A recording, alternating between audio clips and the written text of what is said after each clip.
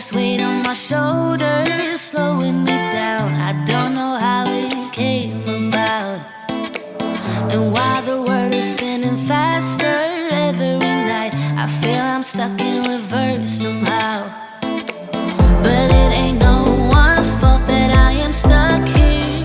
No one to blame this on, feeling so hopeless. I keep on pouring salt on my wounds when I shouldn't stay. I feel the pressure on me, how it's itching under my own skin. It's getting real hard to breathe. I gotta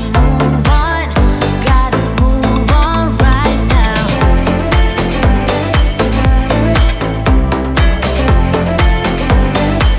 I feel the pressure.